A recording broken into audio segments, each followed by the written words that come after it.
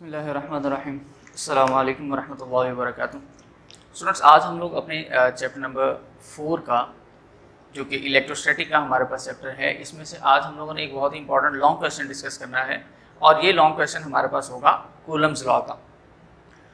Student, Coulomb's law जो है ये किस चीज़ को डिस्क्राइब करता है, क्या है, इसकी अगर थोड़ी सी डिटेल हम शेयर कर लें तो वो ये एक्चुअली डिस्कस करने के लिए हम लोगों ने ये लॉ डिज़ाइन किया था कि फॉर एग्जांपल कि अगर आपके पास दो डिफरेंट क्वांटिटीज़ के ऑब्जेक्ट्स अवेलेबल हैं और उनके दरमियान फोर्स ऑफ अट्रैक्शन या रिपल्शन मौजूद है, तो हम ये देखना चाहते थे कि ये फोर्स ऑफ अट्रैक्शन और रिपल्शन की जो क्वांटिटी है वो किन चीज़ों पर डिपेंड करती है, और अगर आपके दोनों डिफरेंट ऑब्जेक्ट्स के ऊपर जो चार्जेस अवेलेबल हैं उनकी क्वांटिटी चेंज करते जाएं और डिस्टेंस इनके दरमियान का चेंज करते जाएं तो इनके ऊपर क्या इफेक्ट आता है, इनकी फोर्स ऑफ अट्रैक्शन फिर क्या रहेगी और फिर इनकी फोर्स ऑफ रिपल्शन जो है वो क्या हो जाएगी।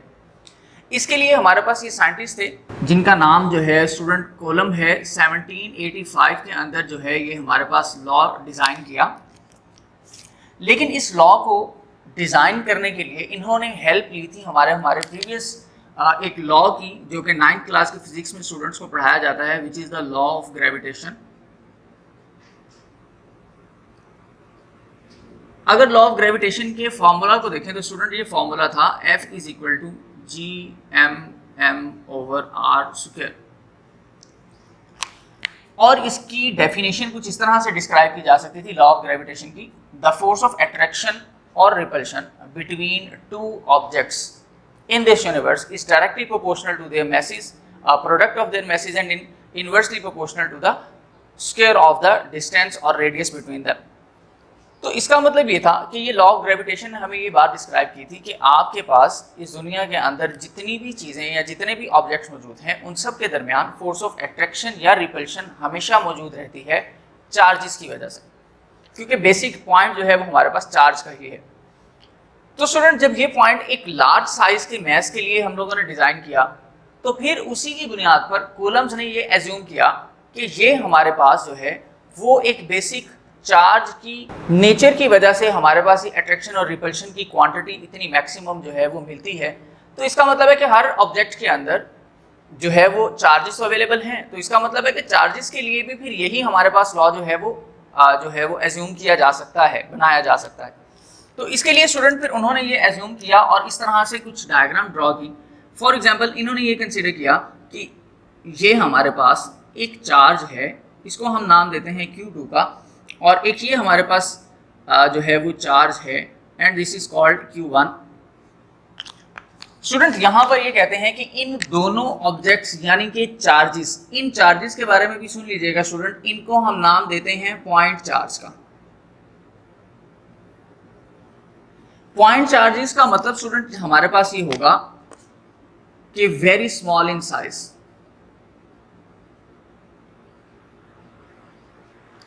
इसका मतलब यह है कि कूलम्स लॉ जो है वो एप्लीकेबल होगा हमारे पास very small in size point charges के लिए।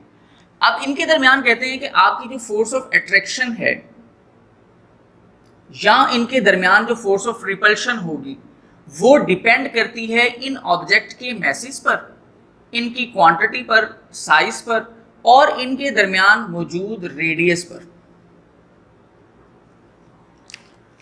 जैसे फॉर एग्जाम्पल हम यहां से ये बात एज्यूम कर सकते हैं कि हमारे पास जो फोर्स ऑफ अट्रैक्शन होगी वो डायरेक्टली प्रोपोर्शनल होगी इन पॉइंट चार्जेस के मैसेज के अकॉर्डिंग। सबसे पहले तो हम ये पॉइंट यहां पर पॉइंट आउट करते हैं। सेकंड, हमारे पास स्टूडेंट ये पॉइंट भी यहां पर एज्यूम किया जा सकता है कि हमारे पास जो फोर्स है वो इनवर्सली प्रोपोर्शनल होगी इनके रेडियस के स्क्वायर पर, यानी कि ये जो फोर्स ऑफ अट्रैक्शन या रिपल्शन है डिपेंड करती है कि इनके दरमियान फासला कितना ज़्यादा है। अगर फासला ज़्यादा होगा तो इंक्रीज कर जाएगी वैल्यू, और अगर इनके दरमियान ये रेडियस या डिस्टेंस इंक्रीज कर जाएगा तो फोर्स ऑफ अट्रैक्शन जो है वो वीक होना शुरू हो जाती है, और अगर ये डिस्टेंस या रेडियस कम हो जाए तो फिर इनके दरमियान फोर्स ऑफ अट्रैक्शन और रिपल्शन जो है वो बहुत ज़्यादा एनहांस और इंक्रीज कर जाएगी। इसके लिए स्टूडेंट हमारे पास ये दो पॉइंट आते हैं और इन दो पॉइंट्स की मदद से फिर हम इनको जो है वो कंबाइन करते हैं।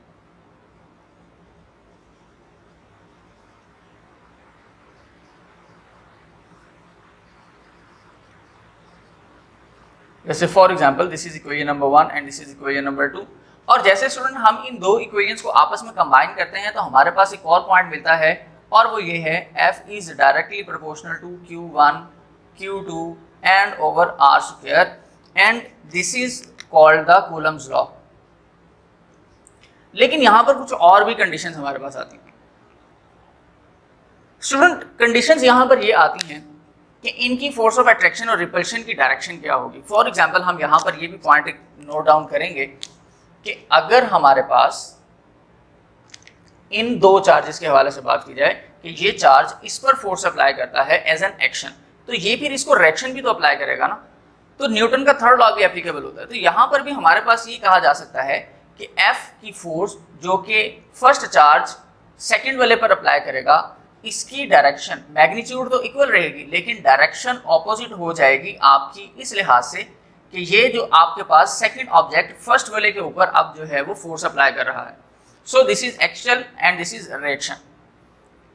तो ये हमारे पास वो फोर्स है जो फर्स्ट वाले ने सेकंड पर अप्लाई की, और ये वो फोर्स है जो सेकंड वाले ने फर्स्ट पर अप्लाई की एज एन रिएक्शन। तो ये पॉइंट भी जो है वो हम डायरेक्शन के लिए यहाँ पर एज्यूम कर सकते हैं।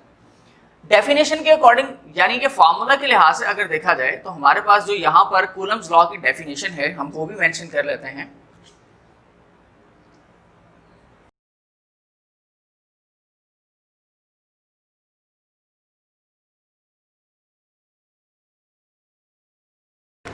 तो ये स्टूडेंट हमारे पास हमारी डेफिनेशन आ गई है कूलम्स लॉ की। अब फर्दर अगर हम स्टूडेंट इस डेफिनेशन के अकॉर्डिंग या इन डायग्राम्स को देखते हुए जो है वो कुछ और एग्जम्पशंस यहाँ पर लें, जैसे फॉर एग्जांपल हम जब इस फॉर्मूले को ड्राइव आउट कर लेते हैं तो हमारे पास ये प्रॉपर बैलेंस नहीं है, यहाँ पर एक प्रोपोर्शनैलिटी कांस्टेंट जो है वो रिक्वायर्ड है हमें। तो हम यहाँ पर क्या करेंगे, अपने इस प्रोपोर्शनैलिटी कांस्टेंट को यहाँ पर लेकर आएंगे और we suppose that the proportionality constant is K, so it is be written as Q1 Q2 over R square. Student what is mean by the K? K के अंदर भी हमारे पास यहाँ पर डिफरेंट जो हैं वो वैल्यूज आती हैं। जैसे फॉर एग्जांपल यहाँ पर जो हमारे पास K की वैल्यू होगी हम इसको एज्यूम करते हैं 1/4 पाई एप्सिलॉन नॉट। ये हमारे पास एक K कांस्टेंट की वैल्यू यहाँ पर दी गई है जो कि खास तौर पर यूज किया जाता है आपके पास किसी मीडियम के लिए, और डिफरेंट मीडियम में इनकी जो वैल्यूज हैं वो भी डिफरेंट होती हैं। यहाँ पर जो एप्सिलॉन नॉट यूज किया जा रहा है, इस एप्सिलॉन नॉट को स्टूडेंट हम नाम देते हैं दिस इज परमिटिविटी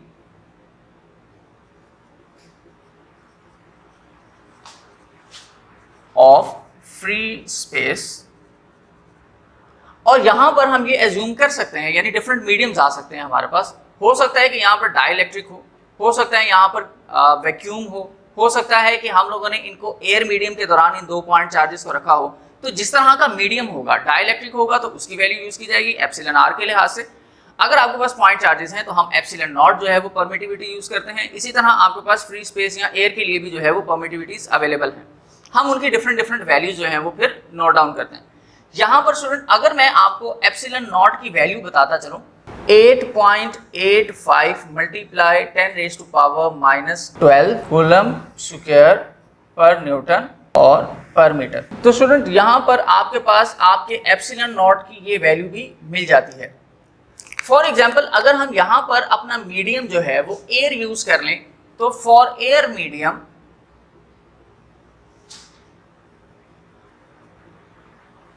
जो K की वैल्यू है स्टूडेंट ये हम फिर एज्यूम करते हैं 9 × 10⁹ न्यूटन मीटर पर कूलम स्क्वायर। जब आप अपनी वैल्यूज को यहां पर पुट आउट कर देते हैं अपने फार्मूला के अंदर, तो स्टूडेंट आपका ये फार्मूला जो है वो कुछ इस तरह से फाइनली लिखा जा सकता है F is equal to 1/4 pi epsilon naught Q1 Q2 over R square, और इस तरह से भी लिखा जा सकता है F is equal to 9 × 10⁹ dot Q1 Q2 over R square. तो ये आपके पास आपके फाइनल कूलम्स लॉ की जो हैं वो फार्मूलाज होंगे। स्टूडेंट जब बात की जाती है यूनिट की, तो यूनिट के लिए भी अब ये पॉइंट आउट देख लें कि हमने किसी भी वैल्यू का या फार्मूले के जो यूनिट्स हैं वो कैसे ड्राइव आउट करना है। यहाँ पर हमारे पास सबसे पहले नंबर पे ये याद कर लें क्योंकि डिस्कशन जो थी वो चार्ज की सबसे पहले कूलम ने की थी, इसलिए हमने क्यू यानी कि चार्ज का जो यूनिट है वो बना दिया कूलम, और इसको स्टूडेंट हमने लिख दिया, मेंशन कर दिया सी के साथ, और बाकी सबका आपको पता है। फॉर एग्जाम्पल यहां पर अगर हम देखें कि हमने के के साथ ये यूनिट मेंशन किया है कांस्टेंट के लिए, तो हमारे पास ये यूनिट कैसे ड्राइव आउट हुआ। इसको ड्राइव करने के लिए आपको के सेपरेट करना है और बाकी सारी वैल्यूज सेपरेट शिफ्ट कर देनी। जैसे ही स्टूडेंट अगर हम ये काम करें फॉर एग्जांपल, तो ये होगा f into r square over divided by q1 q2 is equal to k। Now let's see, the unit of force is newton, radius is newton metre square, and for the charges Q1 Q2 यानी C2 है, तो ऊपर आकर ये positive हो जाएगा -2, इसलिए यहां पर भी हम लिखेंगे न्यूटन मीटर स्क्वायर पर कूलम स्क्वायर।